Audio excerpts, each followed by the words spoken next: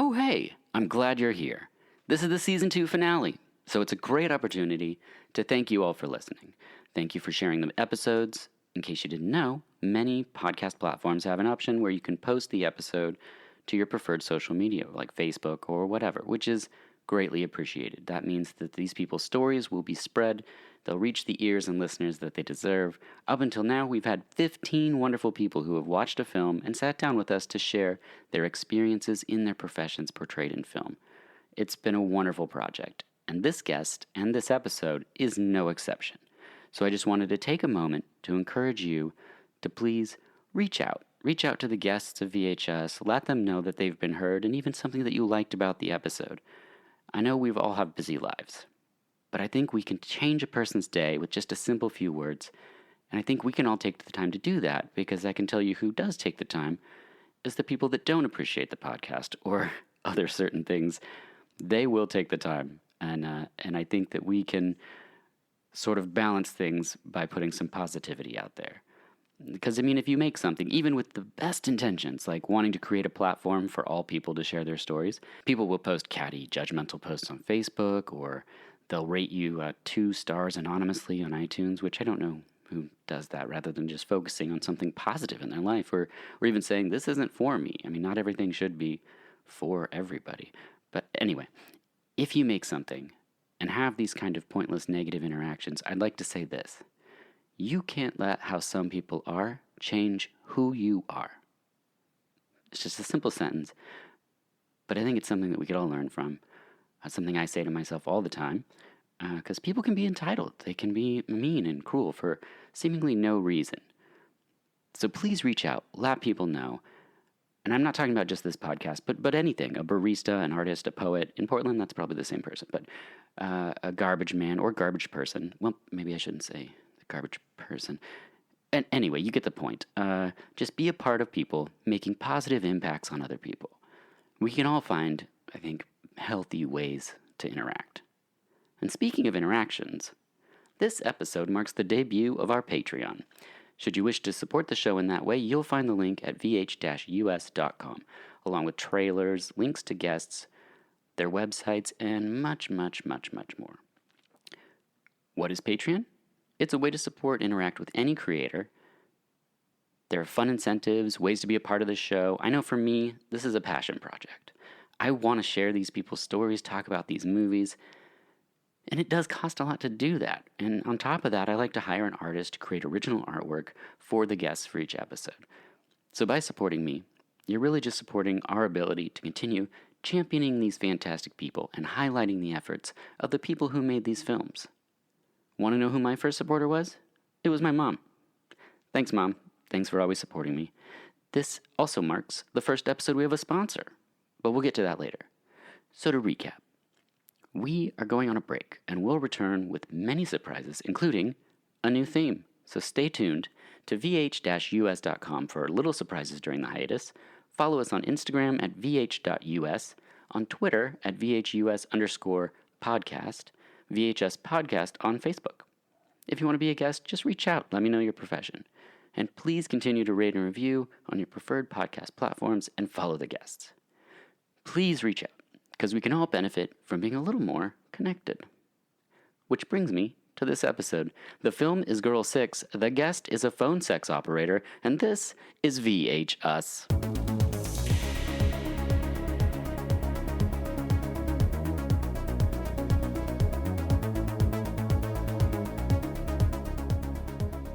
Hello, and welcome to VHS. I'm your host, Dirk Marshall, and I'm joined in the studio by Tonya Jone Miller, who's a phone sex operator. Thank you for being here. Hello, thank you for having me. Did I say that right, Tonya Jone Miller? Yep. Okay. I'm notorious for getting the name wrong right off the bat, so that's good. No, you did get most of the time people mistake Tonya some way. Oh, yeah. I just kept looking at Joan. I was like, is it Jane? Is it Joan? But, okay. Joan. Yeah. I had to be difficult. Yeah, it's perfect. Would you refer to yourself as a phone sex operator or another title? Phone sex operator is good. Those of us in the business shorten it up to PSO, and I personally am fond of calling myself the aural courtesan, AURAL. Oh, right. Good clarification. I mean, the other one works too, I suppose. Right. People can find more out about you on your website, TonyaJoneMiller.com. That's TonyaJonemiller.com. You are Tonya Jone Miller on Instagram, one word, and also on Twitter and Facebook. I guess I don't have to go through all of it. Kept it. I can't remember all the different code names, so I just used one. Yeah, no, that's great. Consistency. That's right. Which I was shocked about. Of all the things professions I've had the pleasure of talking to, I would think a phone sex operator would have to have like zero footprint, like no one can find me kind of thing. But yeah, I guess I took a different path. yeah, I started out in the business, and I did, as most people do, use a fake name, performance name, if you will. And since I started out in the era of internet, I used legal licensed pictures of adult models to represent different characters. Got it. The basic general business model is you'd have one operator playing multiple characters on a single website, anywhere from 2 to 10, depending on the style of the site. And so I started out that way, and I played probably 6 or 7 characters. But my most successful one by far was the one that was, her name was Donna, and she was basically just me, 5 years younger. Oh, okay. But because I got into it in my mid-20s. So 5 years younger, but I just played her with my natural voice, and all of her personal details were basically mine. Wow. And then I played other characters with different voices and different, sort of porno archetypes, really. The girl next door, the MILF, the dom. Got it.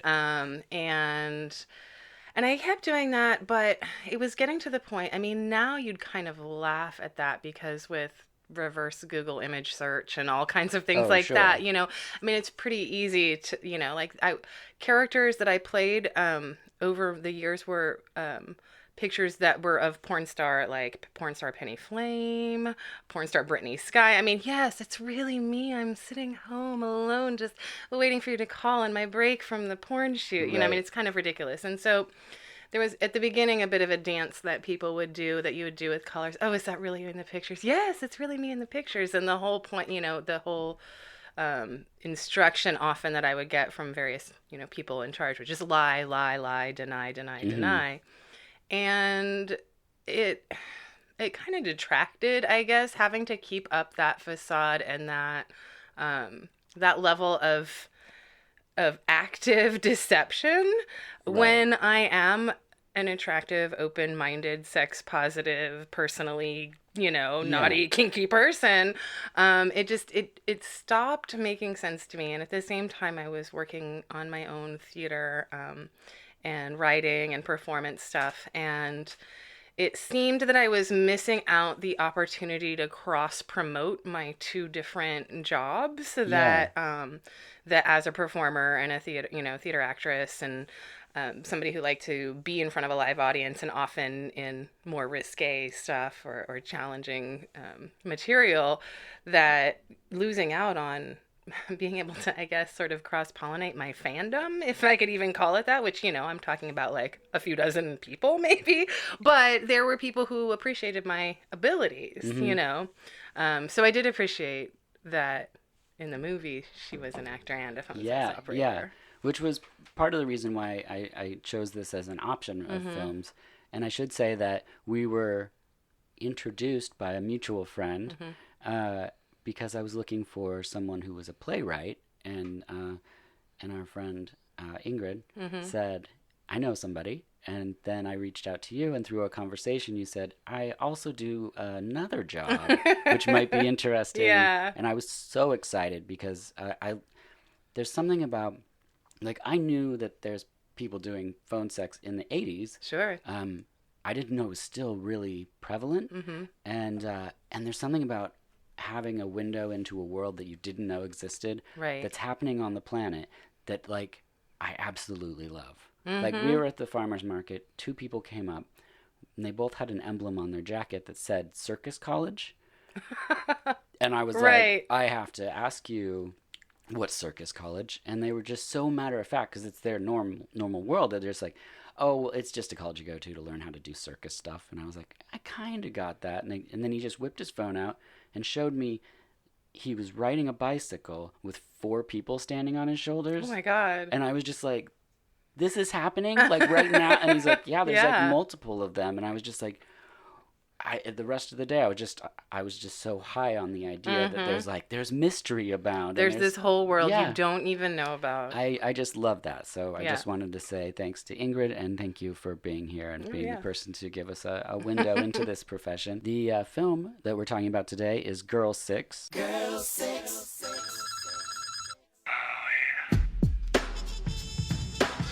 Was this a first time watch for you? I think that I actually saw it around the time it came out. I don't think I actually saw it in the theater, but I think I saw it on like VHS or DVD. But before I started actually doing phone sex. So it's interesting to go back now after 15 years of professional experience. I don't remember having much of an opinion about it, just remembering, it was the phone sex movie, you know? I was the same. It was 1996. I got the VHS copy. Took it to my room, put it on, but then I was just doing other things. Like I would just, because I had access through my dad's video store to any movie, I would just get stuff and then just put it on. Right. And then just, so it wasn't really edgy per se for 96. I mean, Nine Inch Nails has already had a single on the radio that was pretty provocative. Boundaries had been pushed. So I really wasn't like oh gosh, how crazy is this? And it also wasn't super racially charged, which is what there is stuff in there, of course, because it's Spike Lee, but it wasn't like Do the Right Thing or something. Right. Where I was watching something and being like, oh, this is really important, like I'm learning something. So it was nice to go back to it. Just a note on that. Going back, and I'm sure we'll get to this, and watching it, I actually thought there was, to me now watching it, a couple really beautifully subversive things about it. Yeah. In just the way they treat the people on the phone, both the providers and the clients. Yeah. That was actually kind of a pleasant surprise to me. I wasn't expecting that.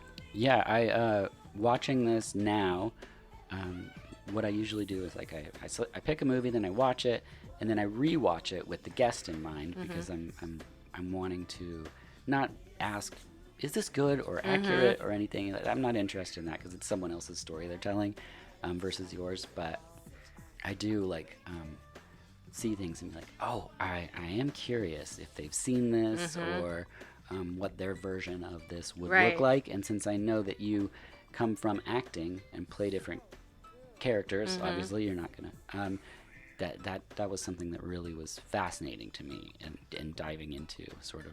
So I'm excited. You already mentioned it, but I have further questions. Sure. So before we get to that, we'll just talk a little bit about what was happening with these people involved at the time. The director is Spike Lee. He did She's Gotta Have It in 86, School Days in 88, Do the Right Thing in 89, Mo Better Blues in 90, Jungle Fever in 91, Malcolm X in 92, Crooklyn in 94, Clockers in 95, and then Girl 6 in 96. Continues on, of course, to do other things, but that's a crazy run of films. That's an interesting, yeah. It's so nuts. The cinematographer, Malik Saeed, did Clockers in 95, Girl 6 in 96. He got Game in 98. Belly in 98, and then a bunch of music videos for DMX, Kanye, Nas, and responsible for Beyonce's Formation and Lemonade. Wow, who knew? Isn't that crazy? That's Goes amazing. Back to Girl 6. The editor, Sam Poehler, did Private Resort in 95, which is an early Johnny Depp movie. Mo Better Blues in 90, Jungle Fever in 91. So we can see Spike Lee is one of those people that likes to use a lot of the same people. You find your people and just keep it going. Actors, we got Teresa Randall. Oh my God, the cast in this, every time they'd cut to I'd be like, what? They're in this? Yeah. I thought from the cover it was Vivica A. Fox for years. I have no reason. I know. Even think they look similar. Just in my head, I was like, oh, the Vivica A. Fox movie. No, it's Teresa Randall. It's Teresa Randall, and she's freaking amazing. She's so good. She was in Made to Order in 87, which is an Ali Sheedy movie. Don't get me started on Made to Order. Oh, right? Okay, I know that movie from start to finish. So good. Near Dark in 87, King of New York in 90. She has one of those careers that once you realize who Teresa Randall is, you see her in Everything. everything. Yeah. It's incredible. She was in Jungle Fever in 91, Malcolm X in 92, CB4 in 93, Beverly Hills Cop 3 in 94, Bad Boys in 95, Girl 6 in 96, and Space Jam. She was in Space Jam. Wow. The same year as Girl 6, which is awesome. I can't believe that was the same year as Girls. Yeah. Isaiah Washington. Oh, yeah. Yeah. He was... He looks so young. I mean, Yes. that was the thing also, like, everybody in the movie looks so young. I'm like, oh my gosh. Yeah. Crooklyn in 94, Clockers in 95, Dead Presidents in 95, Girl 6 in 96, Bulworth in 98, Romeo Must Die in 2000, and he's still going strong. The last actor is Jennifer Lewis, who plays the boss. She's so fantastic. Yeah, she's Aunt Helen from The Fresh Prince. She played a diva in Beaches in 88, which is, I didn't know she was in that. Sister Act in 92, What's Love Got to Do with It in 93, Sister Act 2, Back in the Habit in 93, Dead Presidents in 95, Girl 6 in 96, Blast from the Past in 99, and Mystery Men in 99. Wow. Yeah. So that is the list of people. Can we just also really quick, though, talk about the, like, random cameos? Yes. From, like, people... I have it here. It was like, I couldn't believe it. Madonna. Yeah. Naomi Campbell. Early Gretchen Mol. Yep. Which I was kind of like, wow, I didn't realize that. And then who was the other? Oh, Debbie Mazur is in it. Debbie Mazur, who I love. Yep. When I saw her name in the title, I was like, I can't wait for Debbie Mazur. Right. Yeah. And then, of course, Quentin Tarantino as the QT. as himself. Yeah. Basically, he was a little too We'll good get at to that. Yeah. But yeah, and then who else? Like Peter Berg and John Turturro and a couple other. Michael Imperioli. Like crazy. Yeah, it's like every character. Every character. You're like, I know that character. person. Yeah. Yeah, when John Turturro shows up with the craziest mullet and facial hair his mullet situation. deserves an Oscar. Yeah, I was like, oh, we're gonna get a lot of this. No, that was it. Just one other scene on a phone, and that's all the John Turturro. Right. Like, what? Is that it? Really? Okay, that's strange. Like, what was everyone just there for 2 hours on their shoots? Yeah, just, basically. Like, a lot of times they're not even in a scene with anybody. Peter Berg's just in a car. Right.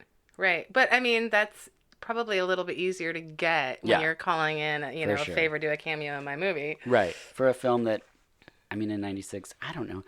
Was this when we were getting all these, like, erotic thrillers and stuff? Was this when, like, Sliver and things were playing in theaters? And Basic Instinct had already happened. Were we getting Wild Things? I mean, I don't know how sexually charged the box office was at the time, but... I just remember, like... all the Red Shoe Diaries takeoffs that turned into the like Stars and Cinemax, Yeah, well, that was definitely there for sure. From the very start of the film, the credits.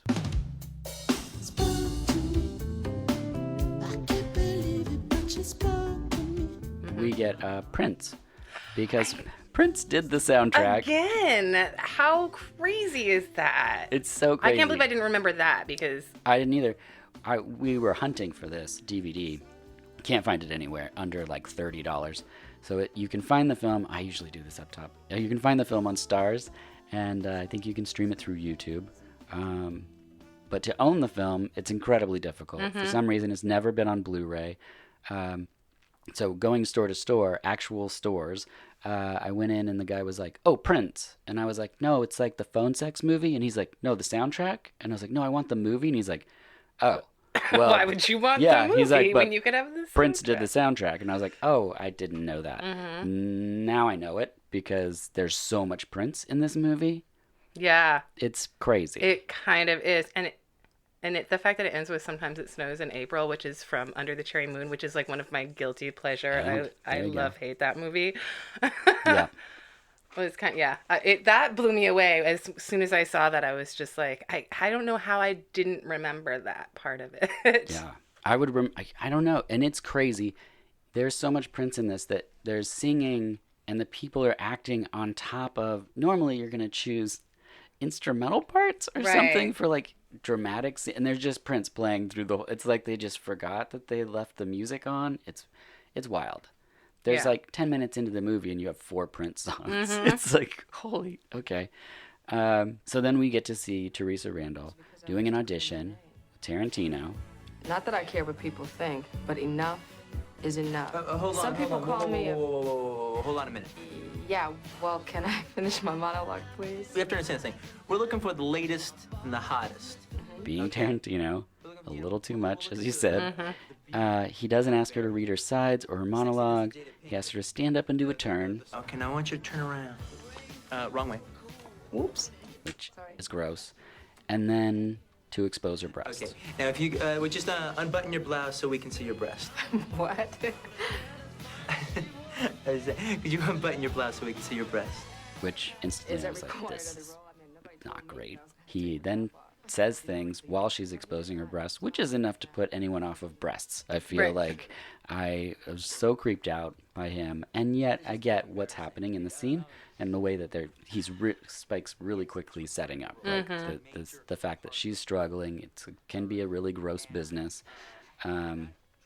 It's pretty unfortunate, and so she leaves disgruntled and goes to her manager, right? Agent, Agent, yeah, Mr. Turturro, and they argue, and she says she's gonna part ways. Listen, let me tell you something. I respect you. I think you're a beautiful person. You're talented, and I wish you well. Okay? Peace. But she doesn't really have anywhere to go from Right. here, so she ends up flying for a computer seminar on the street, Free computer seminars. Learn how to work a computer in just 2 short hours. Would you like a computer seminar? which... Are there still computer seminars? Do you know? I didn't, the last time I heard somebody use the word seminar. Yeah. We have so many other euphemisms for it now. But yeah, no, I can't. Yeah, not happening. Yeah, it's strange. So then we see her with her acting coach, telling her to drop into the pain. Drop into the pain! Drop into the pain! Drop into the pain. Which, The acting coach, by the way, I went to a 2-year acting school Yeah, conservatory, yeah. and I was lucky I didn't have anybody quite that over the top, but I've certainly had Yeah. my fair share of acting teachers that wanted to play at therapy. Yeah. well, I don't know if you're like me, but I did some acting classes and worked with some directors, and I love this brand of director, the ones that are just so, like, they're just on fire. There's like this white heat Acting is about doing and feelings. existing in them, that they're just like, she's just screaming that, like, to grow up, and there's Right. all these weird edits in the scene where it's just like grow up, like it's all very bizarre and choppy. But I just enjoy anyone that has that much passion. And then the second the bell rings, they just turn it off and they're just like, I'm just gonna go eat lunch. Yeah. And you're just, what? Okay, you were just inspiring a second ago, and now you're just an ordinary person. Yeah. Then she's not allowed to pee as an extra. Is that a thing? Have you ever been an I've extra? never been an extra. I mean, I'm assuming because I have a low opinion of human beings on one level. I'm like a really optimistic, but not. I'm assuming that particularly now, there are certain rules. I'm Right. sure all it takes is one lawsuit for them, for any industry to kind of get in line. Yeah. But I also assume that, I did catering and craft service for a small independent film many years ago. And I imagine that depending on the set and depending on who's in charge, that sure, people are told they can't, Yeah. take bathroom breaks. Then she's sick on the train and finds the ad "Mo Money," which is a lot like a previous. Yeah. So, all right. Then she meets the boss lady, and they role play a call. Dominatrix. Finish it. I would probably have blonde hair. Long blonde hair. 38Cs? Yeah, it has some nice healthy jugs with big perky nipples. Yeah. All right, come on. That's good. Very good, sweetie. Now, you touched on earlier that you worked somewhere that was, I'm guessing, similar to this company, Well, or So that's where the beginning of it. So when I started doing this in 2004, okay, the technology already existed so that people worked from home very easily. A lot of it was done, the companies that I worked for, their advertising was mostly done online, in fact, and not like, the ads you would see in the backs of magazines and newspapers and stuff. Got it. It was beyond that at that point because the technology existed. The overhead of having like a call center type office wasn't necessary, and so by at that point there were less and less call centers by the time I came into it. I think at the time that this happened, which is 5 years earlier, 5 to 10 years earlier, that it makes sense that she was in that kind of call center. I will say, unfortunately, that in my experience, their I thought it was a conscious decision by Spike to depict a woman in charge of it and have it be a pretty supportive, almost all female centric atmosphere. Because in a lot of my experiences, a lot of the companies were owned by men and they weren't particularly sympathetic or supportive of their employees and their operators. So I actually liked that he made that choice. They're generally what they called, I think, a moderator is what we referred to as a dispatcher, the person who answered the phone and took the information and perhaps what they, we didn't really have somebody tell us, like, this is the fantasy they're looking for because they were calling a specific character. So we knew kind of, he was calling the girl next door character or he was calling the bitchy Dom character. You knew who to be. So did they all have different numbers? So for my company, it was one number, and there was a computer interface dispatcher system. So the dispatcher would answer and take the card information and then transfer it to the operator, the character that the guy requested. And so they never had our number. It was all, very anonymous. Okay. But that, companies work very differently. There's a lot of difference. There were other companies where you'd have 100 girls on a website, but each girl would have their own individual number. So the interview process, actually, again, I didn't, I think I got the second or third job I applied for, and the first company that I went to work for was not great. And so I was looking for other places too, but I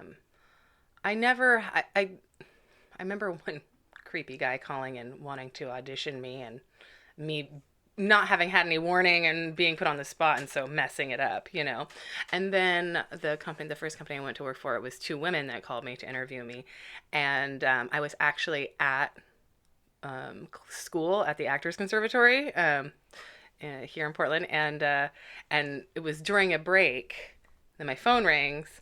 And I go out into the fire escape and I'm talking to them and they say, well, can you give us a little, let's say a guy gets a call and he wants a blowjob. Can you give us what would you do? And so I did a little bit of, I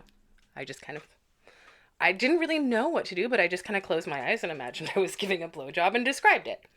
And then I looked at my clock and it was the break was over and I'm like, I'm really sorry, but I'm in school right now and I have to go back to class. And they're like, you're hired. I can't believe you just went. And I told them I was like on the fire escape. They're like, we can't believe you just did that. So you're hired. There you go. How did they find you? So I went and put in applications, submitted applications. There probably still is, different websites like sexyjobs.com and stuff like that. And That's real? That was real at the time. Oh, okay. I don't know if it still exists. I suspect, but where you could kind of go and make a profile and say, this is the work I'm looking for, like nude photography or porn or phone sex. Naked Maid. Yeah, basically. Okay. And so I think, and then there were companies that would be, and pretty much any company is always hiring because the turnover is so crazy. And I think I had submitted with them and then they called me back, something like that. Go ahead, the tape is rolling. Okay. Hi there. I'm so happy that you called. What's your name? She then meets a dude, does a fake call on a pocket recorder, which is kind of like what you were just talking about. And then she turns down the Peep Show because he offers her that, and then meets Madonna, at a strip club. Right. Well, the turning down the peep show actually rang true because there were certainly people when, phone sex is appealing to a lot of people because of the safety or anonymity factor, because you Oh, yeah. don't have physical contact. And a lot of times there would be companies that would try to use it to coerce you into, it's the same way that nude photographers try and get certain people to do porn, like there certainly was that. The whole scene with Madonna in the strip club was kind of cracking me up because just seeing Madonna trying to do anything other than Madonna is kind of funny. But it actually rang true. So in one of the things she talked about, which you probably wouldn't have necessarily picked up on, but in that conversation, she talks about how the girls who work from home don't have to follow any rules, basically, or Yeah. And so like there are certain, and more so probably now, the banks and the lawyers have made rules to cover their own asses. And there are certain things you can and can't talk about theoretically, although there are ways around it pretty much anywhere. And it's just a matter of, do you feel like doing it until you get caught? And if you do get caught, how much of your money is tied up when you get caught, Got it. So, and I could see how working from home would certainly, there are things that I have talked about on the phone that I would not have been comfortable talking about in a room full of other people, even if there were other people who were phone sex operators. I mean, Sure. There's certainly, like, for most of my career, I was a no limits, no taboo girl. And when I tell you that, let me tell you that there is not anything you can come up with that I haven't heard. And then at the same time, every time I say that, the universe makes me a liar. Yeah, sure. I can't even fathom it. Madonna has a puppy in the scene. She lists off things like butt plugs, dominatrix, etc. Guys call us up and they tell us what they want. You dig? I dig. Toilet training, bestiality, foot fetishes, butt plugs, bisexuality, 3 ways, 5 ways, 6 ways, yada yada yada, yada yada yada. Then asks if she has a piercing in a private region, and then tells her that shitting's really big. So the whole scene is very Madonna and pretty wonderful. And she does it very, like, it doesn't seem like she's throwing it out there to see if like, to shock you. It's conversational. It's so matter of fact. It's like if you were a waitress, it's like, yeah, and your side work is you have to prep this stuff over here, and some customers ask for coffee, not tea. It was actually kind of beautiful in the way I felt throughout the movie. He consistently presented stuff that I have encountered that most of the time when popular media presents it, it's presented for the shock value. Yes. Well, that's something that I was really wanting to talk about, is that from an outside perspective, it didn't feel like it was like shocking. You know, it didn't feel like if it was in a Tarantino movie, it would feel way more male voiced. Yeah. And and very done for like, and I just said this or whatever. But here you're sort of a voyeur into their world. And he presented all of both the callers and the operators as very sympathetic human people, with the exception maybe of one. But even that person, I felt like, was presented to remind you that, yes, people come in all stripes, For sure. So then she can't take that job because she doesn't have her own phone in her house. Right. She lives in an apartment and the phone's in the hallway. Right. Which, I mean, 1996 in New York City, yeah, it was probably still happening, but I was just like watching it now. That's one of the most unbelievable things about the movie. Oh yeah, it's insane. Oh man, Red Delicious. We haven't had any Red Delicious in a while. Look at that. Ain't that pretty? Ain't that pretty? We then get a man sexually shopping for fruit, and he has a fake baby. He's shoplifting. He runs away. We find out that's her ex-husband. It's a really weird scene. That was a really weird scene. Their whole relationship actually was challenging to me. I didn't see why she liked him, but in the end she ends up more or less rejecting him. So I guess, I guess in a way it was to set up maybe her emotional life and her self-esteem, or where she was at. You know what I mean? In that way, because you realize, well, this is the ex. Yeah. Yeah, I don't know. It's so weird. The fruit thing, like he's like groping him. It's weird because we've just had this scene where it's like listing off all these sexual things. I don't know. Well, it's the contrast between Madonna talking about all these incredibly sexual things in a very matter of fact way, a very routine way, and then somebody doing something very routine and normally, not sexual and making it very sexual. Right. Oh, that's a good point. Then a phone call comes in, and the neighbor, Spike Lee, appears, answers the phone.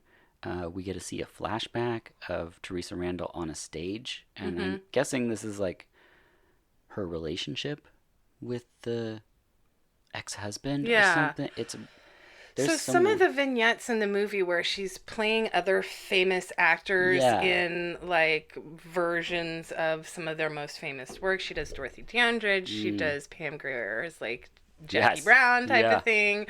Although I think this was before Jackie. Maybe it was after Jackie Brown. I don't know. It was very... Well, she's like Pam Grier. Right. Yeah. So I wasn't sure whether those... I mean, because... The stage one I thought was a flashback to her being on stage, but then when they had her do the Pam Grier one, which is like her in like a movie style scene, it made me think, well, maybe that wasn't her, that maybe that was just her transposing herself into these sort of, iconic roles and images for herself. I don't know. It was confusing, but intriguing. Yeah, it's one of those layers to the film that as the film progressed, you just get another one and you're like, wait, what is happening? Mm-hmm. Okay, try to unpack this later. We get to see the training. It's not just sex, okay? You're their friend. They're lonely, they're divorced, their wives aren't into what they're into. Mm-hmm. So, when you started, did you have a training? No. Okay. Not at all. And actually, when I was looking at that going, oh my God, how... And I did some things like that. At one point, I had my own company and had girls working for me, and I did certain stuff like that at one point. But no, I didn't really ever get much training at all. It was just sort of throw me in the deep end. And I started doing phone sex in the first year of my acting school. It was a 2-year program. So I was taking acting classes and also like improv classes and stuff like that at the same time. And they really fed each other. Mm-hmm. But no, I didn't get any training and I would have liked it. And again, that kind of female support, camaraderie, passing on of information and stuff. It did happen sort of organically at certain companies.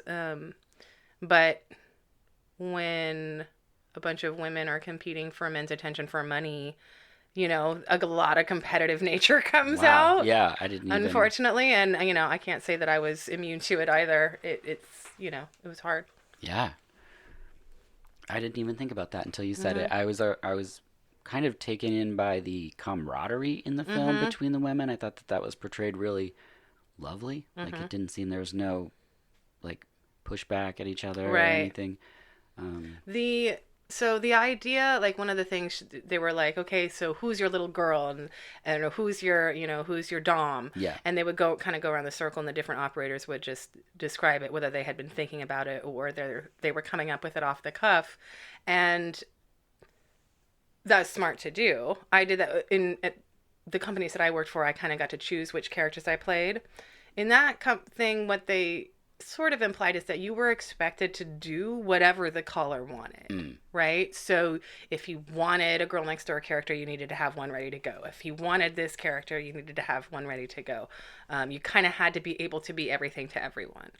And I think that actually some of the most successful operators and the ones who are super long-term don't actually play that game. They find the things that they're good at and really, they make their brand. Then they make it their brand, right? And that's one of the funny things is realizing that in the early 2000s, I got an education because of the phone sex work in building a brand and what and how you build a brand, because that's what we had to do. That we were expected to go write blogs in the character, and have like the first Yahoo Messenger and AIM.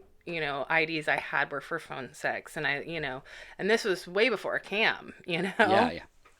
So, did you happen to see the movie Cam that came out this last year? I didn't. I have I have difficulty when it's I have difficulty. I don't. I guess it's not difficulty. It's that I don't really have a lot of interest in watching a cliche, which is a sex worker being violated and abused in any one of a number of ways. I'm just kind of over it. Yeah, sure. And unless, and I'm part of a loose network, kind of on the outer fringes of a loose network of professional sex workers and former sex workers online and social media. So unless one of them recommends it, I tend to avoid it because it's pretty infuriating most of the time. Oh, I'm sure. And just as I was actually really pleasantly surprised that I didn't walk away from Girl 6 angry, because most of the movies that I've seen that have any kind of phone sex operator, I mean, there was a whole movie not that long ago called For a Good Time Call. Yeah, I didn't choose that one. If you had, I probably would have been like, okay, but get ready for a bitch fest. Yeah, which would be great. I mean, right. And, it's not. I'm not trying to be precious with any That's of for these episode things. 2. Yeah, exactly. Do you train people? Um, If somebody wanted to be consulted, would that be something you would do? It's actually, I offer consulting for people who want to get into the business, kind of helping them get like a couple different layers. But I actually teach workshops in real life on how to like talk dirty and role play. And I've had people ask me most of the time for personal enjoyment. Sure. If somebody wanted me to train them, I guess I could. It's just that I think it's more about being a certain kind of person, I feel like, than actually having the training, because you don't really want to work off a script you want to, Sure. it's in the training. Actually, I think I made a note of this when I was watching it. Okay. In the training, she was talking about what you want to do for these guys. Yeah. And it was like, don't judge and listen. And there was something else. And that's really, to me, because you can, yes, it helps to have like, if you're going to play a dom character, it helps to know what you're talking about. It also helps to have like a genuine interest in whatever niche is, like, as a human person with sexual urges. But listen, appreciate, and don't judge. Oh, yeah. And I actually found that to be like, I think that any phone sex call, most of them, I would say probably 90% of them, basically boil down to one human being being witnessed by another human being, and what that first human's perception of like their most repugnant or repulsive or unlovable or vulnerable at their weakest, quote unquote, moment, being witnessed by another person, and having that person accept them. Like being seen and accepted for who you are is like one of the most basic human desires. And that's what phone sex feeds more than anything else. Yeah, the sex is just a vehicle for it. But like the caller she has, that they talk about his mom, and we'll get to that, I'm sure. Yeah. But like, you'd be surprised how many of those I've had. Right. It's the word sex in the phone sex operator part, And that, I think, is for me where I'm like, of course you hear sex and phone sex, but it's about the phone. It's about the listening and the talking. Sex is a part of it, but let's put it this way. Phone sex always involves phone, listening and talking. Doesn't always involve sex. Right. That makes sense. So of the two words, to me, in my experience, the phone part is the most important. Yeah. Well, and is there something to a person expressing a want or a need or maybe a deficit to someone that doesn't know them? Yeah. Well, the anonymity when there's lower stakes, and that, I think, is part of why phone sex still persists, even with the advent of cam girls and everything. It's because, first of all, there are some fantasies that people can pull off with their voice but not their face, and a lot of fantasies that are like impossible or illegal that you can't do, so you can't really even act them out, so phone sex becomes the sort of last bastion for the extreme and the bizarre, and But in keeping with that, you know, what does it say about where we are as a society and who we are as people that a guy who wants to have like a rape and incest fantasy calls the same line as a guy who wants to talk to me about his day and have me tell him I love him. Mm-hmm. Like, that's kind of messed up. Yeah. You know? Yeah. So, I don't know. It's there's a lot more to it. And that's what I liked, is how well the movie did that without hitting you in the face with it. Mm-hmm. You know? Yeah, the variety of calls that you get. Mm-hmm. So we learn by that point that they're paid not by the hour or how many calls, but how long they're on a call. Mm-hmm. Is that... So that is common in certain kinds of companies. You'll have what's called the hold time, which is the average time you keep a caller on the phone. Okay. And a lot of those companies, you get bonuses. You get paid by the minute, but that rate will go up the higher your average hold time is. So I think a lot of places, gosh, when I started, I think the average, like, I think a decent average hold time was around 11 minutes. And I think you started to get bonuses when you got up to 18 or 19 minutes. My average calls were generally 20 to 30 minutes. So that will tell you. Yeah. And I didn't work for companies like that for very long. Mm-hmm. The company that I went to work for and eventually became a partner in and owner in was you bought a call. And that call was a block of time, and you didn't like buy a 60-minute call and then make 6 10-minute calls. If you wanted a 10-minute call, you bought a 10-minute call, 15, 20, 25, 30, 45, or 60-minute call. Like massage. Right. And then if you were done early, you tipped your girl. Basically, you could either stay and talk about whatever, or you could just hang up and that extra money would go to the girl. So it was a better setup for me than trying to keep people on the phone, even though I was pretty good at keeping people on the phone. So in your private practice, do we call it that? Sure. Is it the same way? People buy blocks? Yeah, or... people buy blocks of time. I'm actually, it's funny. So I am in the process of retiring after 15 years. Mm-hmm. I've been doing it for a long time, Nice. and I'm a different person than I was, and my life has changed, and I'm just kind of ready to step away from it. Mm-hmm. And there are people that I have been talking to for the entire time that I have been a phone sex operator over multiple different companies and stuff. So, I mean, there are 1 or 2 clients that I'm going to keep, and I will continue to do financial domination because I enjoy it and it's easy for me. Can you break down what that is for people? Not very quickly. So financial domination is basically dominating somebody through money and finances, and them buying things for you, paying for things, and there can be differing levels of your domination for them, and the motivation for it really differs from client to client. Some of them want to be humiliated for it and publicly excoriated, and other people just like are very private about it. And so it's but it's something that does require effort on my part. Anything requires effort, Sure. you know, but it's such a small niche, and I'm so particular about the financial domination clients that I take that it's, I mean, I can count on one hand. It's just 2 or 3 people at any given time. But would they call and you'd be like, pay my rent, and then they pay your rent, or something like that, or for example, I have one guy who every stroke has a price.Got it. So I don't know what we can say here. Yeah, you can say whatever. Okay, whatever you want. But so he will call me to masturbate. Yeah. And I'll say, do you think you can do it in 10 strokes or 20 strokes, and each one will have a price, and sometimes that price is $1, and sometimes it's more. So and that's just one client. Every financial domination client is different, but for the most part, I have stopped doing all other types of phone sex with, and doing that, there were clients that it absolutely felt like a breakup. Yeah.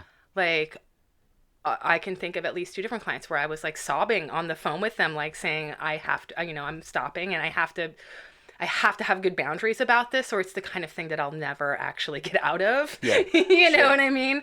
And it was like breaking up with a boyfriend, because this is somebody that, like, I'm thinking of, like, one person in particular, like, I've been talking to him through law school, through the loss of his mother, through, you know, like, through arguing cases in front of, like, a court, like, it's kind of crazy that and not every client is like that, obviously, but there, you know, because of who I am and how I chose to do my job, I had a lot of clients like that. And so it's been really difficult, actually. I feel like a therapist in some ways. Like, I don't know what some of my clients are going to do now, you know? I think that's a really important thing to share, because just like finding something they're passionate about, after a period of time, sometimes you need to move on. Yeah.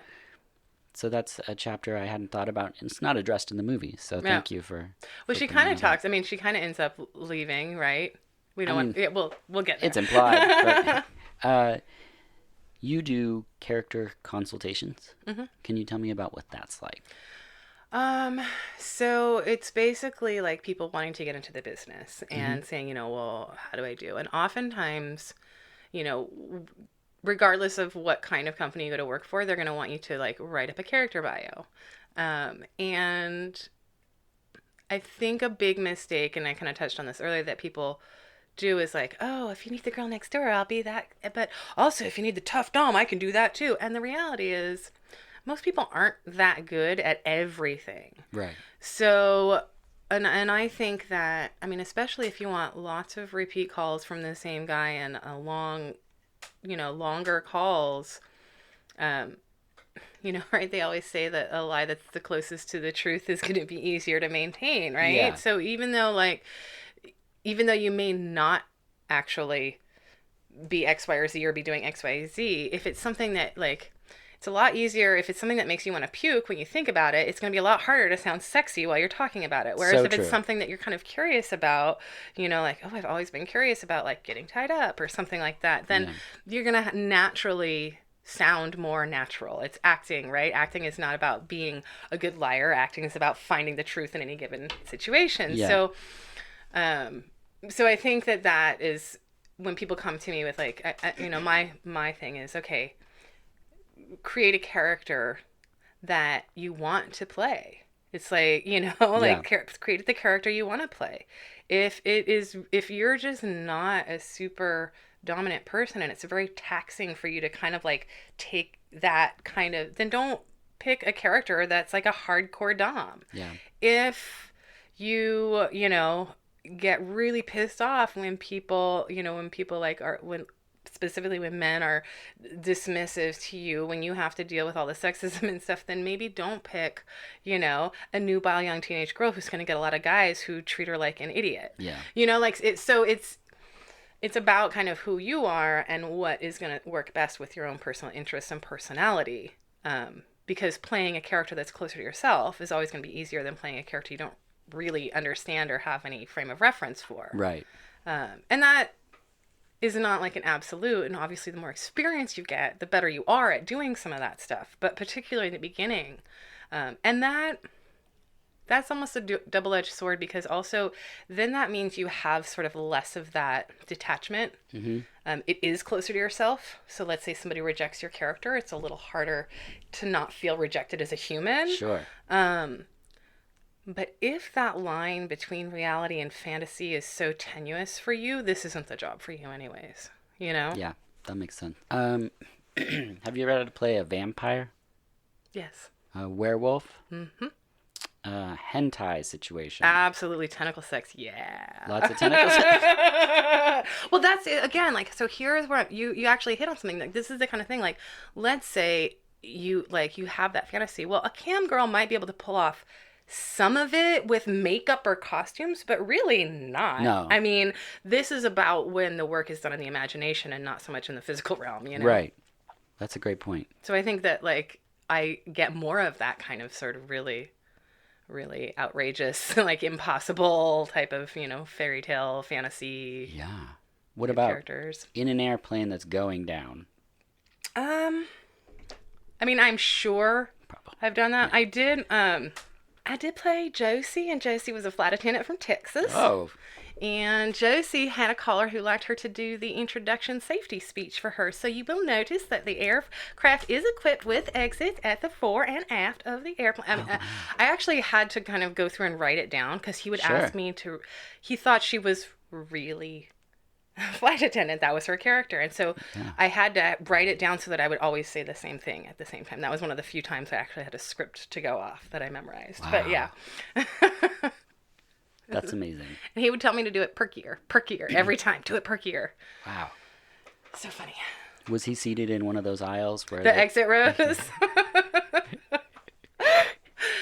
He was not usually on the plane. Oh. Yeah. If I remember correctly. That was some years ago. Yeah. If you're listening, I'm sorry.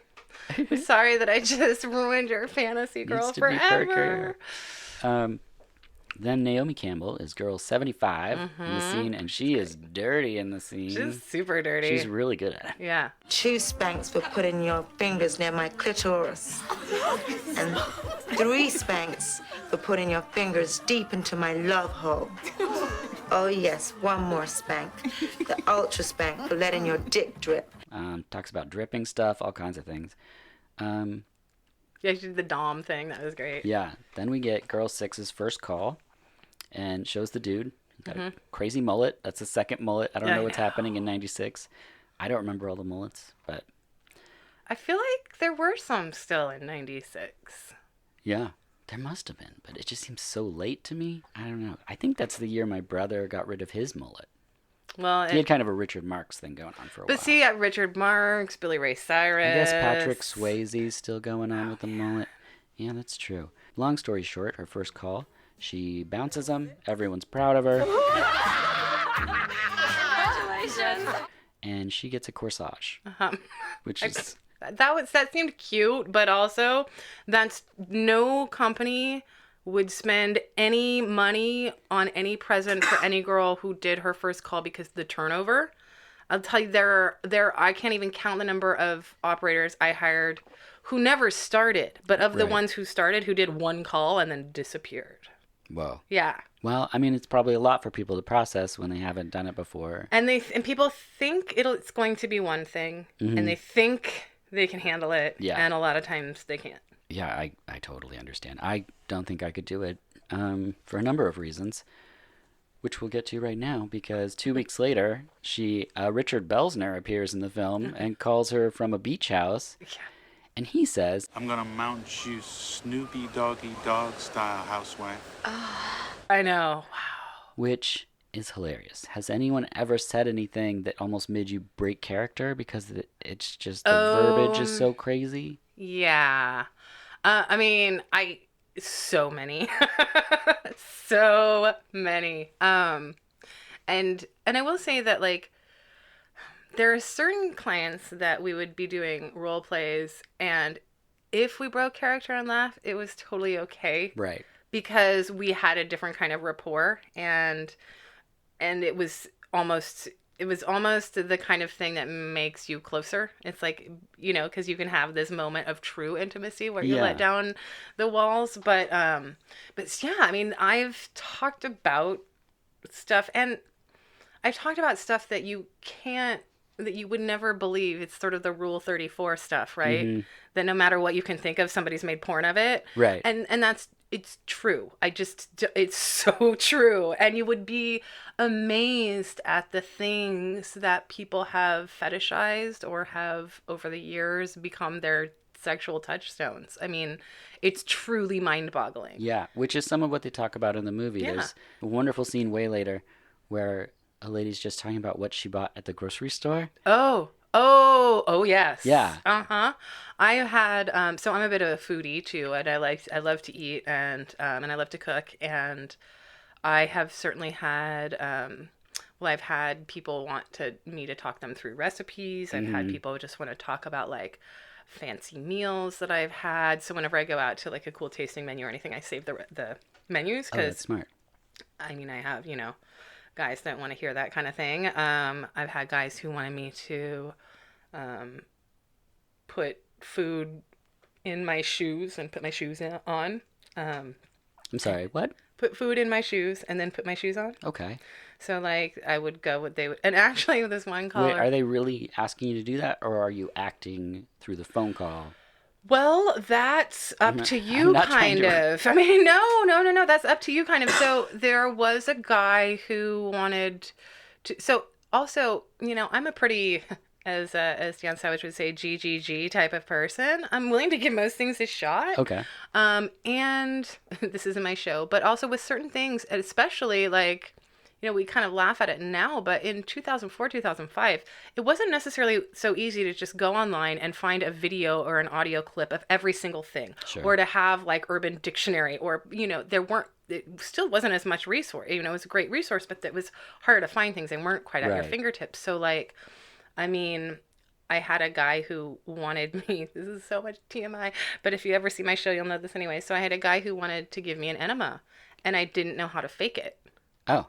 So he sent me money, and I went to the drugstore and I bought an enema bag, and he talked me through He talked you actually through doing an enema on the phone. on the phone. And because, I'm thinking like, well, it sounds like I'm a medical thing. I mean, people do this all the time. So like, it's not going to hurt me Right. if I do it once. And I don't know how to fake it. I don't know what an enema is supposed to sound like. I literally had no idea. So I did that. And the best part about it is I get done, and he finishes as well. Yeah. And then like just sort of silence for a minute, and he goes, "Every girl I ever talked to is faking it, weren't they?" And I'm like, probably, probably. I'm crazy. Like, I did it. Yeah. And so I ruined him for every other operator, unfortunately. But, like with the shoe thing, I was like, well, the point is, in order to fake that in any, like, it'd just be easier just to do the real thing. Sure. So I think, like, I told him he had to send me $20 for groceries. And I went to Goodwill and bought, like, a cheap pair of shoes, and went to, the grocery store and bought, like, ketchup and a dozen eggs and a few other things that he, Yeah. And then he called me, and I squirted it in my shoe, broke a couple eggs in my shoe, and stuck my foot in it. So that I knew, so I could describe it. I mean, I could have probably faked it, and I could have just been like, But it feels like, and it's squishy, and it's so cold and runny, and I totally could have faked it. But at the same time, it's a lot easier to sometimes it's just easier to do it than it is to fake it. We're probably just hearing the initial sound of your voice being like, this is okay. Yeah. So, people wouldn't think about that if they were faking, and they'd just be like, ooh, it's like you said, it's cold, it's wet, and it's totally ruining my shoes. Right. Yeah. See, this is the problem, is we could go for like 4 hours on just, I'm sure people want to mine your mind for all of the specifics that people have asked for. But we got to keep going. Keep going. We'll be right back after a word from our sponsor.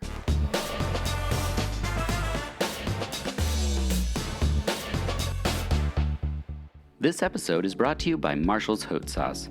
Founded in 2011 by Sarah Marshall, author of Preservation Pantry.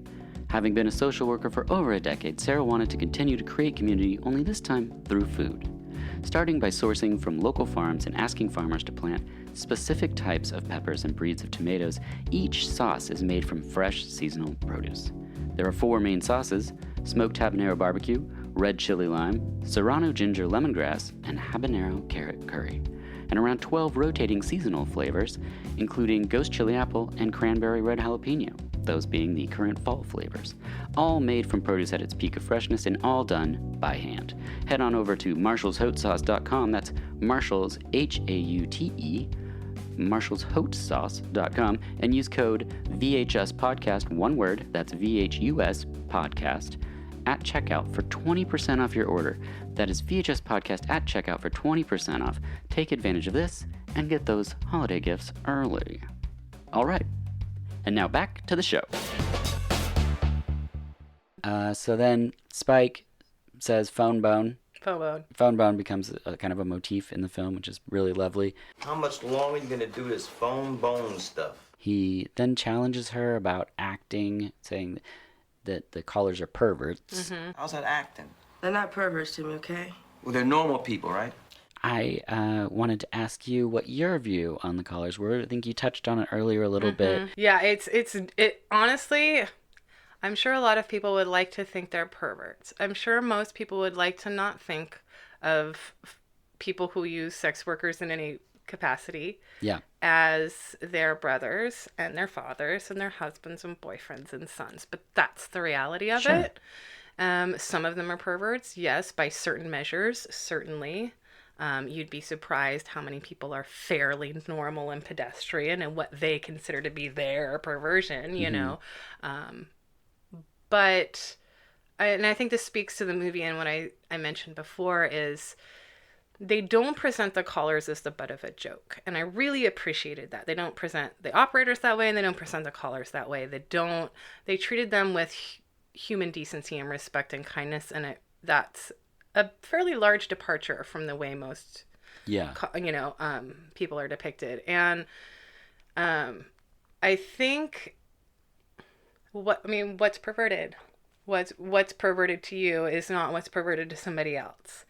And once you start making those value judgments on other humans, you better hope that you have lived a monastic life. Yeah. No, that is well said.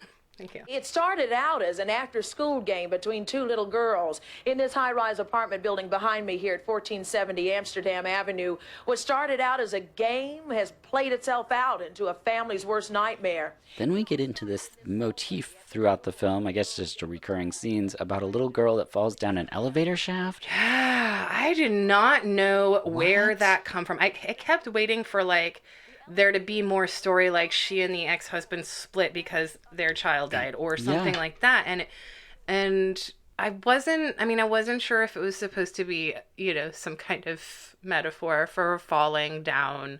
Because at one point you see at the bottom of that, you see the one character who's kind of the bad caller, the abusive caller. And it's like, I didn't want to take it the way I took it. So that's probably, but it's like her say, like, she's falling down and here's this young girl similar to her probably that literally fell down and is trying to get better, and she's taking some of the money she used from doing phone sex and helping this girl maybe avoid something. I don't know. This is what I'm glad you said that, because I was the same way. I don't feel like anything in the film was really damning what these women are doing. Mm-hmm. And then this section happens, and I'm like, okay, they even say, like, if someone had done something right, she wouldn't have done this or whatever. And it's like, hold on. Like, are you now creating this narrative where it's like the Teresa Russell character needs to be saved, or some parent should have done something right so that she didn't go into phone sex? Right. And then I was like, I don't know if I'm projecting too much, because there's also a scene where phones just fall from the sky. Right. So and I think actually that point also coincided with one of the other sort of artistic Teresa as another actress in a thing made me realize, okay, there's actually, like, strangely enough, this is a very artistic film. Yes. There's a lot of messages and motifs and recurring themes and stuff that are happening, and it's unlike a lot of films that would use the shock value of the phone sex and that as the shock. Mm-hmm. He almost uses it as the grounding center, and all of these things are happening around her. So it was kind of interesting to see it not being used as one of the crazy things to make you stretch your mind, but actually as the center. Yeah. And it made some sort of artistic sense, though I'd probably have to analyze it for hours before I got to the bottom of it. Yeah, we don't have to do that. Then she gets hit on by a total creep in the convenience store. The convenience store owner is just gross. Come on, give me your number. I'll call you. We'll talk sometimes. What is the matter with that? Huh? Don't put your hands. Get your fucking hands off of me, okay? Ebony, give me some sex. Come on. Yeah. So that's the first time he hits on her, right? The first time she sees the drawing of her husband. Mm-hmm. Yeah, it's so up until that point, and part of her arc in the whole movie, of course, is going from being this woman who's very not in control of her own sexuality, not to learning how to use it. Yes. And so that scene is sort of like, and that comes with a couple of things, her frustration about being seen and constantly having to deal with this kind of attention. Yeah. And what it's like when when you constantly have to deal with it in your personal life and when you're not being paid versus when you have to deal with it when you are being paid. Mm-hmm. So, yeah, that was a... Oh, that's great. Debbie Mazur and Teresa on a phone call with a man who's pretending to be a janitor, and he's got a big kielbasa. Oh, yes. What do you two girls think you're doing? Oh my God, Cindy, it's Mr. Blue, the custodian. Yeah, and then I pull out my big old kielbasa and I say to you, now look at my big old kielbasa. This is another one of those things where I would have laughed so hard. Oh, no, you take that big sausage. I can't believe it. I've never seen one like that before. Yeah. There's got to be so many different words that men use for their genitals. Oh, boy. I actually have a book that I got many years ago. It's called The Bald-Headed Artichoke. What? And it's an erotic thesaurus. Whoa. And it's ridiculous. It is so funny. But yes, there are, and some people are very particular about the words they want used. Some people want very clinical medical terms used, and other people want very vulgar terms used, And some food. Yeah, food. Mm-hmm. Halle Berry is on the news, actually playing herself, visiting the elevator girl. Then we see a call of a man wearing nothing but a jockstrap in a room wallpapered like a baseball stadium. Yeah. Anything? You got anything?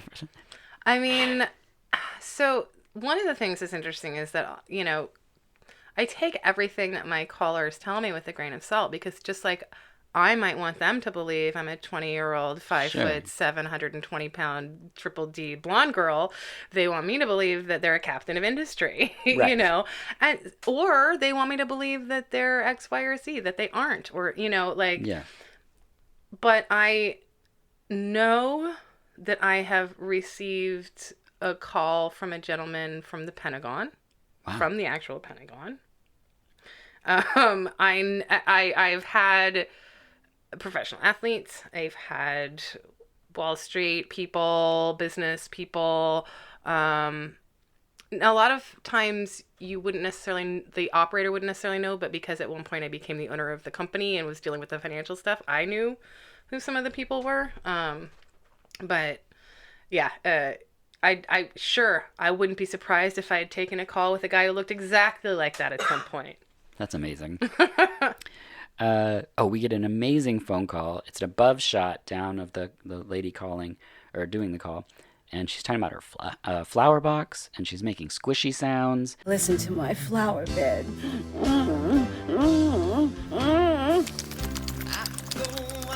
Now take my boots off. Yes. Now rip my stockings off with your teeth. Oh, yes. Don't my feet look pretty?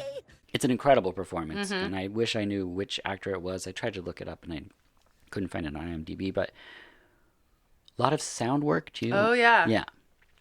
That's like part of the experience, is people are like just making wet mouth sounds. Well, yeah, because that one, actually, a wet finger in the belly button is the best. That was one of my things. So you have to like take the phone to your belly button. Yeah. Okay. A lot of times guys want to hear the noise. And I TMI it again by saying, sometimes it's easier to do than to fake. One of the things and I think we're getting close to that point, right? Where we can jump ahead. One of them says something like, she needs to get an activity, right, to do. You need an activity, a book or knitting or something. Now, there are certain activities you can do. Yeah. For me, anything that requires as much concentration as like reading a book, that was never going to be because it just takes We too can't much. be present for it. Yeah, right? you can't. And that's, and again, I'm sure there are people who do it, but that's part of why I made the big bucks, Right. and part of why I was so successful. And then the coworker says, "You coming with them?" Like, of course you need, because she says, "I'm paying attention." Right. Right. And that was the one thing where, yeah, it was actually presented well, because the assumption is that it's always faking.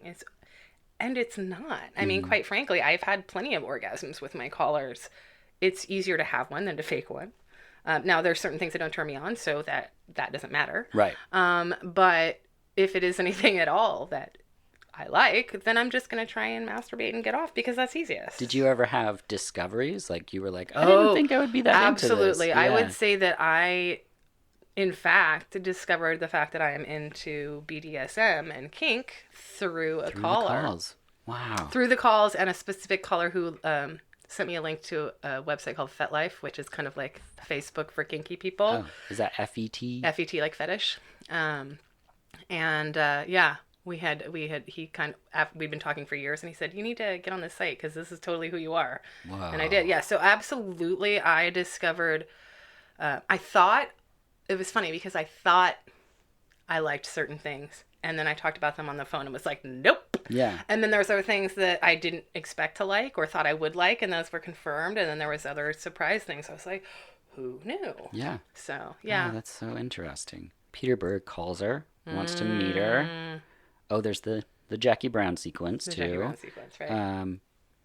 Which to me was like, it was interesting because that's like when she's starting to really come into her own and kick ass as a phone sex operator and make lots of money. And this harkens back to what I just said. You know, she's getting like, of all the calls that came in, like half requested her or something. And she said, because I pay attention. And that was the difference for me that made me that made me a much requested operator. So the Jackie Brown sequence to me is her kind of getting to her kick-ass phase with that and finding comfort in it. Yeah, no, that is exactly. Would you meet a client? I have. You have? I have. Okay. My husband is the owner of the phone sex company, the second phone sex company I ever went to work for. Wait, did you know him before, or that's how you met? That's how we met. Oh, wow.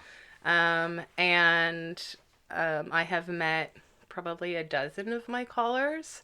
I have had seen, dated, had relationships or sex with a couple of my callers. That was always, any caller that I did meet was only because I trusted and knew them and well enough to know that they would accept that I was agreeing to meet with them and nothing else. And the things that happened with any of them were organic from meeting them and having a genuine in-person connection. Which she lays down here with Peter Berg, where she's like... That relationship, that rang so true for me because I did have one or two callers that I had that kind of connection with that then could not, like I was prepared to carry it into real life and they couldn't handle it. Yeah.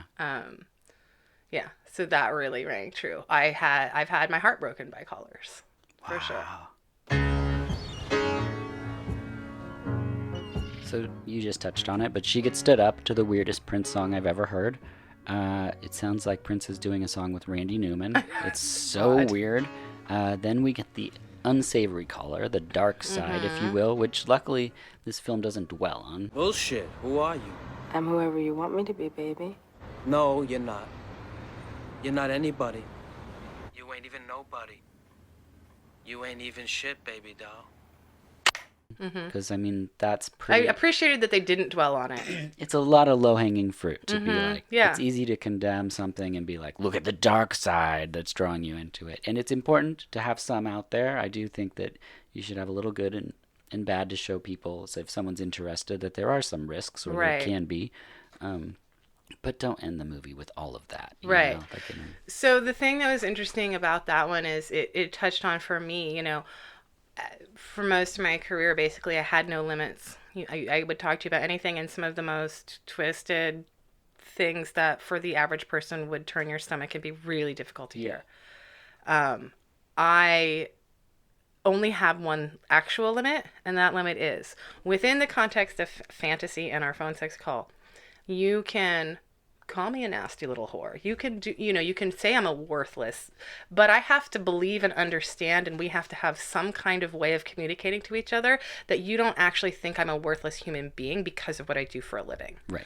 So when he was like making her say it in that way and it was affecting her, like I have certainly had callers that I felt were abusive that set up scenarios where like I couldn't get it right, I couldn't be enough, and they wanted to really break me down as a human being, and that was their fantasy, and that wasn't okay with me. And I have walked away from more people that I can count because they couldn't, and it's not saying that they were that, but they couldn't find a way to communicate to me that they understood the difference. Yeah. And that wasn't okay with me, particularly the more involved I became with actual BDSM and kink and exploring that and realizing how important consent and communication is about that kind of stuff. Yeah. It became harder for me to have some of those dominant and submissive type calls because I cared too much.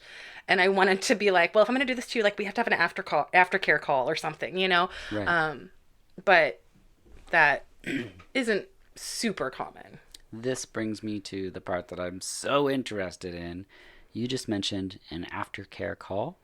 I would just like to talk a little bit about self-care, boundaries, how you go through having a profession where you're giving so much for so many people. How do you balance that with like what you need in your life? So it's hard, and actually I thought they did a great job in the movie of depicting that you get kind of into a place sometimes where like you're making good money, and you don't want anybody else to get any of the other calls. You want to make all the money, you want to take all the calls, you are getting validation from this, and it feels good, and you can fall into this tunnel. And obviously there's lots of danger around that. And I certainly did, I would say probably from year 3 to 8, I was pretty fixated on it. And it's a double-sided coin. You know, one of the things I was talking to somebody about is that because my time is like I have a literal value per minute for my time that people pay happily for my attention. That means if somebody wants to be in my life, if they want my attention for free, they got to come to the table with something. They don't need to come to the table with expecting me to do all their emotional labor and not being able to communicate. You know, like I am very discerning in the amount, and I give my time away freely to a lot of people. I have great friends, and I think most of them would say, oh, she's really generous with her time. But that's a limit. I'm generous with my time to the people who don't act entitled to it. Because if there's one thing I know is, if I'm not getting something that I want or need or like out of our interaction, then pay me, or you don't get this interaction.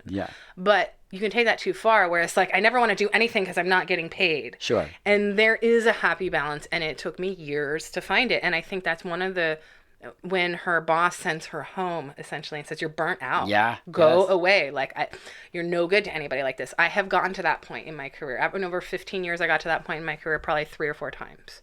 And in this most recent time, it's just long enough. And I've been doing it for 15 years, and I'm not young anymore. And I don't like having to pretend on my social media, on my blog, that I don't have certain political beliefs that I have, which could be a turnoff to a lot of my clients. Sure. That, and not having my sexual attractiveness, availability be so inextricably tied with my ability to feed myself has been a good relief in starting to step away from it. And who knows, I've stepped away from it before and come back. So I think this is a little more final at this point. Sure.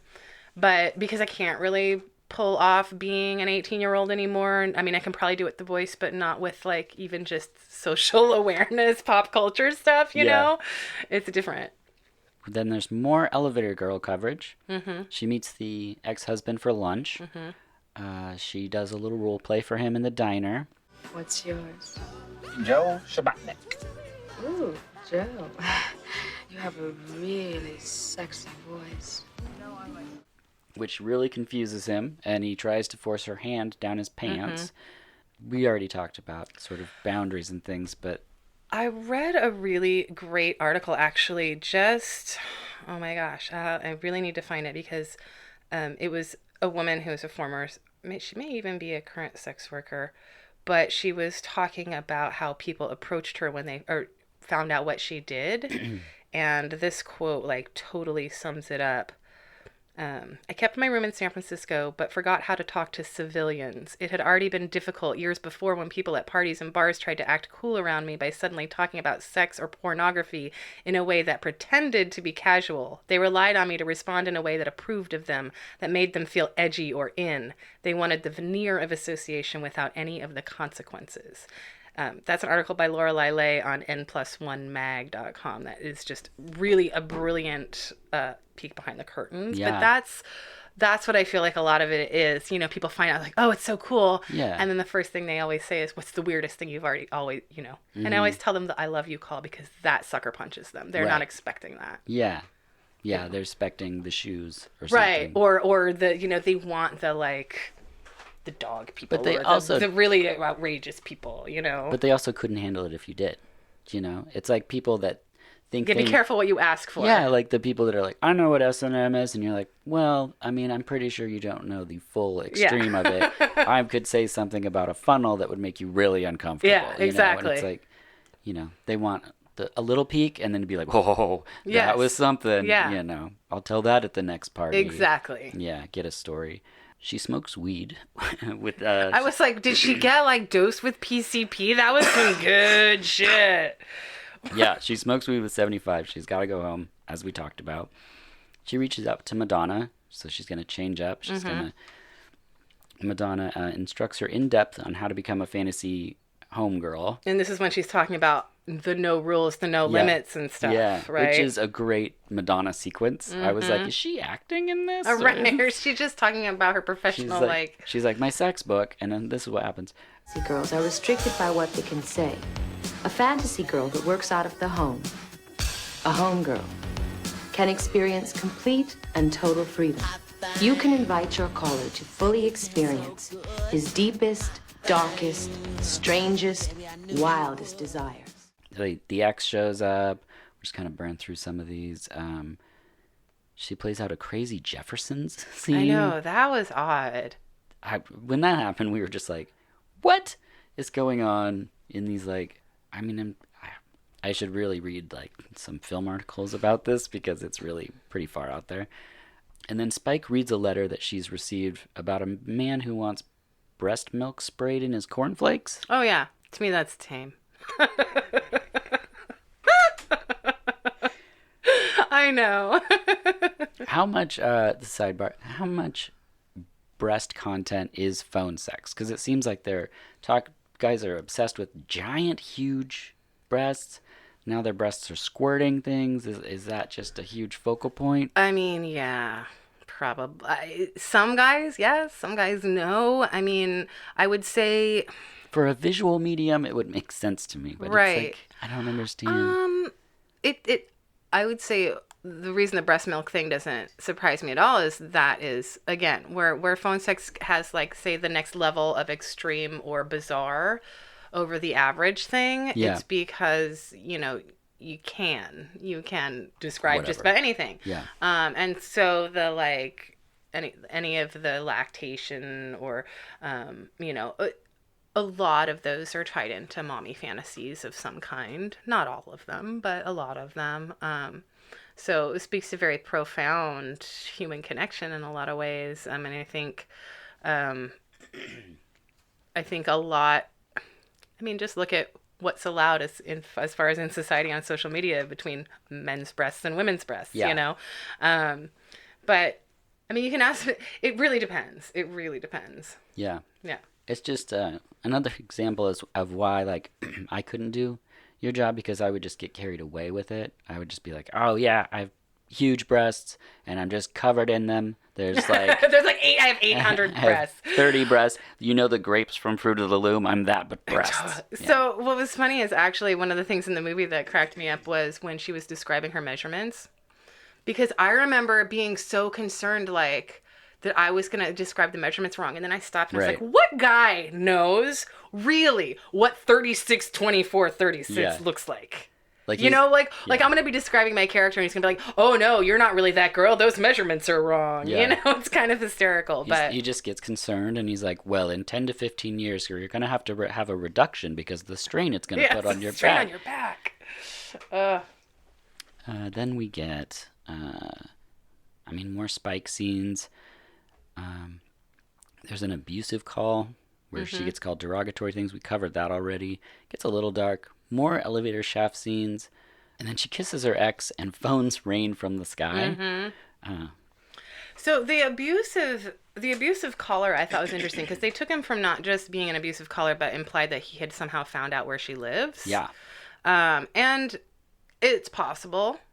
Certainly, when I started it, I think I told you I was playing a character, and I was writing blogs, and as I said, most of my details were just cribbed from my life. And at the time, I was in a conservatory class, and there were 4 women and 2 men in the class. And I had a caller who called me, and he said, you need to be more careful about the details you put in your blog. And I said, why? And he goes, because your name is Tonya Jone Miller, and you go to the Portland Actors Conservatory. And I was like, what? And he's like, these are the details I pulled from your blog. There's only one professional actor training program that's a 2-year conservatory in the town you claim to be from. There's only 4 women in your class. You couldn't be this person. You couldn't be this person. You couldn't be this person. Therefore, you're this person. And it was and luckily, he was a decent human being.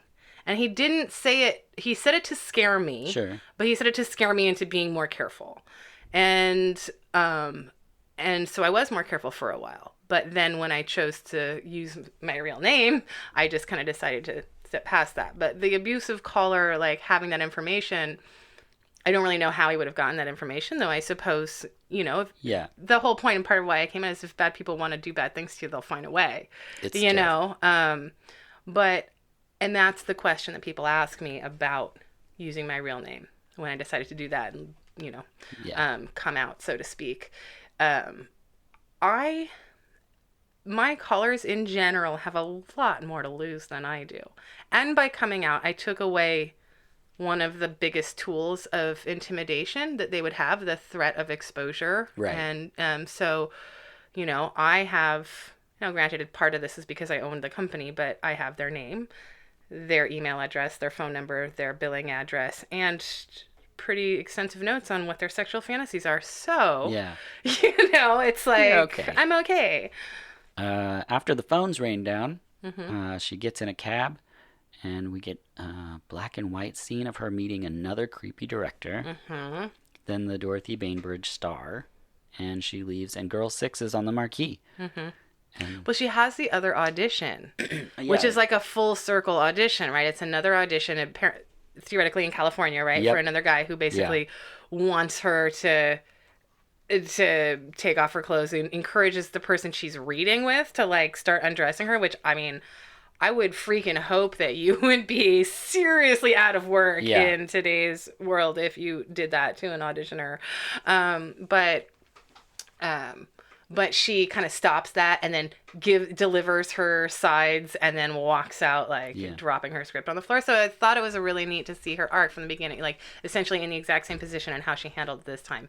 Didn't get overwhelmed, didn't feel victimized, but took her stage, said her piece, and then walked the F out. Yeah. That was pretty cool. But then Girl 6 is on the marquee, and I was very pleasantly surprised overall how it did feel empowering, and especially now that I'm sort of getting out of the business and being able to look back on it.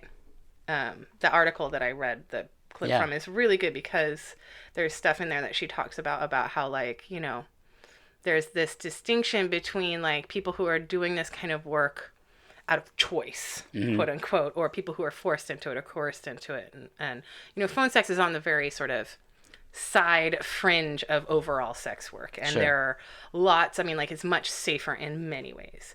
Psychologically and mentally and emotionally, it is not safe. Mm-hmm.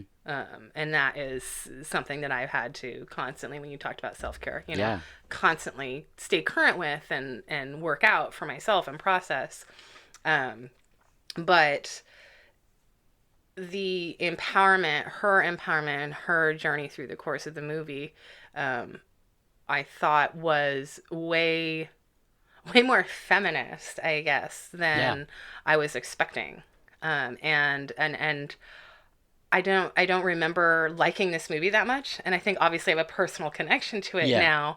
But it's actually a much better movie than I was expecting. I mean, I know it's a Spike Lee film, but he's hit or miss sometimes. Exactly. So, I was actually really impressed with it.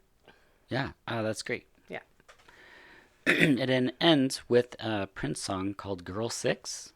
Girl 6. There's a Girl 6 Prince song. Well, the song before that one, the one from Under the Cherry Moon. Yeah. I didn't remember the one at the end. It's during the credits. Okay. But it's very Prince, but it's just so he's just Girl 6. What is happening?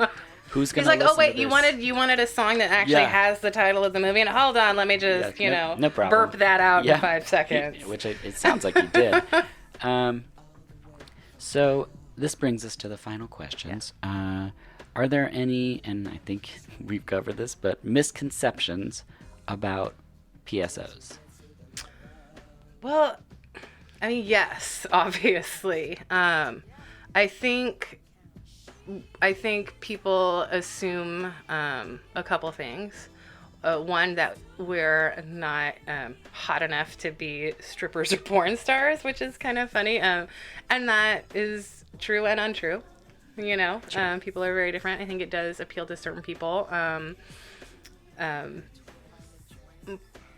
I also think that the idea that like the callers are perverts, this isn't really a comfort probably to most people, but one of the reasons I am polyamorous and identify as polyamorous is because after 15 years of listening to mostly men talk about their lives, their girlfriends, their wives, their sexual proclivities, their desires, their hopes and dreams,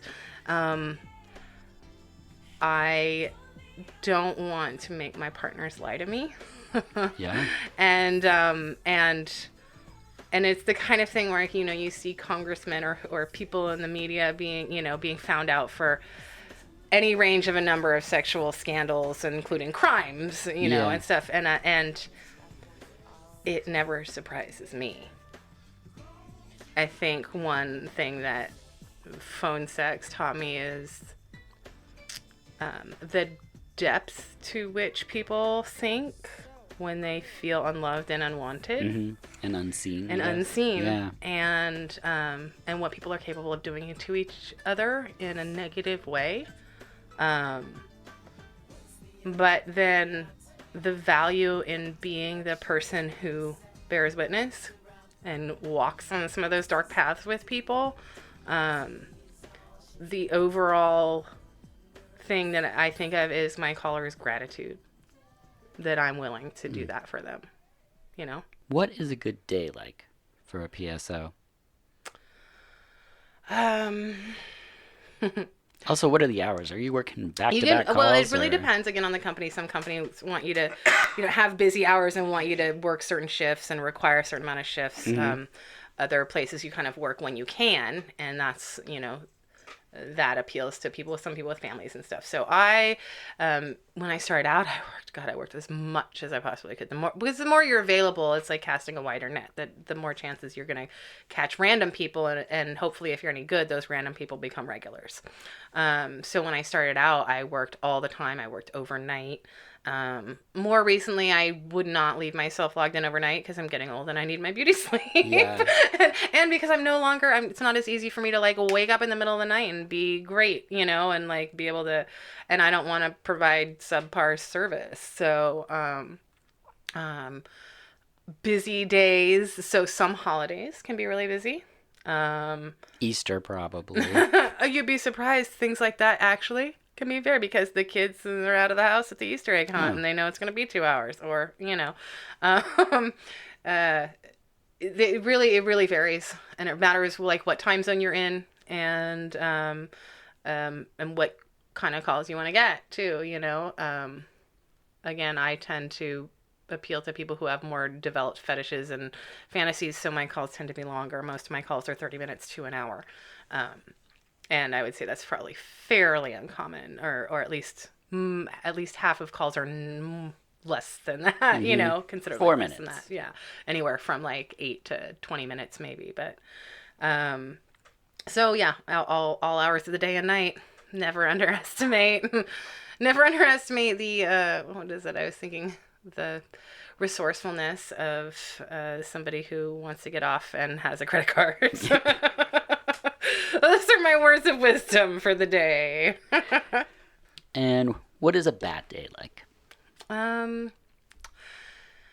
So for me, a bad day is when I feel like I'm not giving my clients what they need. When I feel like I haven't nailed somebody's fantasy, or wasn't able to give them what they're looking for. And or if you get somebody that is abusive and I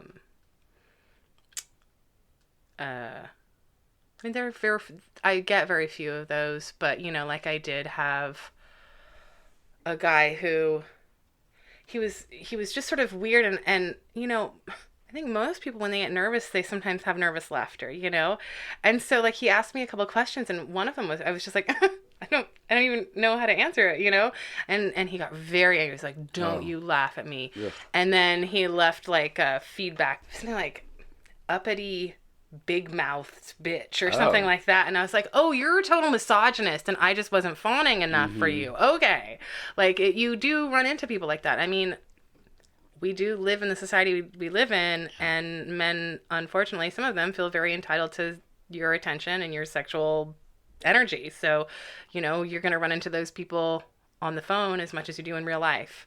Fortunately, who I am and how I sell myself and how I present myself, I think most people know that I won't take that. So I am less of a target these days for that kind of thing. But it can always happen.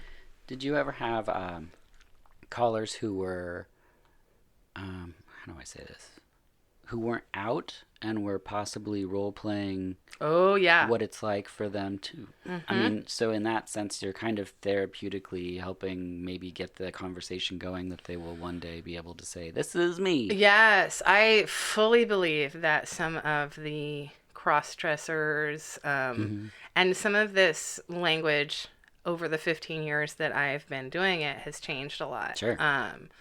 I would, there were quote unquote tranny characters back in the day. And I never felt comfortable playing one, mostly just because I didn't feel like I could do it authentically. And because there was the weird othering of it that just I wasn't comfortable with. But I do think that the people that I talked to that I would have called like the fetishes at the time, and I don't even know if they are now because they were never my favorite, so I kind of got away from them, but like sissy boy, panty boy, cross-dressing, that kind of thing. I absolutely think that some of my callers, particularly I would say 8 to 15 years ago, that were calling me for that, have other resources now. If that's something that they really feel, because there definitely were callers who just wanted to cross-dress, and then there was definitely callers that wanted to be like, he wanted to be a woman, like he wanted to experience the call as a woman, and and I say he because I'm thinking of one specific person, but there were many, and I feel like I've gotten way less of those, partially because I haven't sought those calls out, but partially because I think for some of those people who are very, who maybe it was coming from a more profound place, they have other places to go now. The other piece of it is probably that people ask me about women callers, and I've had two kinds of women callers, and I've had very few. I'd say maybe a half a dozen regular female callers over 15 years. That's not very much. But a lot more than that one-time female callers. Most of them in college, I'm guessing. No, they had that experience in college, and now they're calling. Actually, I could say this is 25 to 40-year-old women who are bi-curious. So they would call me for a call, and either it didn't do anything for them, and I never heard from them again, or it did something for them, and they went out and did something or experimented, and I never heard from them again. So there was that, like I'm the gateway. Yeah, that's what that's something that I had thought about, where I was like, I wonder, And I actually have a couple callers who have got back in touch with me, like that disappeared, and then like I can think of two different guys. One of them who was a submissive guy who actually went and found himself a real life dom and is living it 24/7 now. And somebody who was curious about cross-dressing and feminization and called me back and said that they're actually transitioning now. There you go. And that they wanted me to know that my being willingness to talk to them about it was one of the reasons they were able to begin to accept themselves. Which is an incredible thing to impact someone's life that way. Absolutely. I mean, I was sobbing on the phone with that person. Like, of course. Like, I'm so happy for you, So. That's fantastic. And brings us to the last question, which is also my favorite. What are your dreams like? And not aspirations. I mean at nighttime when the brain does what the brain does. I don't have sex dreams. I really don't have sex dreams. So no work dreams then. No work dreams. My dreams are often, when I remember my dreams, honestly, it tends to not be a great thing. The dreams aren't always awful, but they're generally they're almost always weird sort of quest dreams. I'm looking for someone or something and I can't find it, and the entire dream is me like getting closer and closer and closer and never quite getting there. And often that means there's something in my life or my relationships that I have to deal with. Sure. Because I almost never remember my dreams unless there are those kinds of dreams. Every once in a while I have the tooth falling out dream, which is supposedly worried about money or something, which makes sense, but... Yeah. Gotta fix those teeth. I just had $1,000 worth of dental work. Well, thank you so much for being here. Yeah, no problem. We went over in time. Of course we did. And my editor will be so mad, but... He'll pick and choose. I don't know how we could possibly have covered what your profession is and this film that has so many things happening so good. in it. If you haven't seen it, seriously, like, it surprised me. Yeah. From somebody who actually is a phone sex operator. There you go. The PSO stamp of approval. So thanks again. Yeah. Tonya. See, we're fine in the beginning. That's how. And Tonya's not even... Okay. Well, new character for you, Tonya. I mean, I can be anybody you want me to be. Okay, perfect. All right. Thank you so much. No problem. Thanks for having me.